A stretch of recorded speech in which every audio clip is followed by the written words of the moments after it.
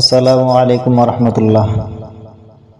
কিছুদিন আগে আমি শখেরবাজার.com থেকে 10টা বই, ইসলামিক 10টা বই অর্ডার করছিলাম। তো আসতে দেরি হয়েছে, এই বইগুলো আপনাদেরকে দেখাচ্ছি। আপনারাও এখান থেকে আলহামদুলিল্লাহ আমি খুব ভালো পেয়েছি। আপনারা চাইলে এখান থেকে অর্ডার করতে পারেন। ধন্যবাদ।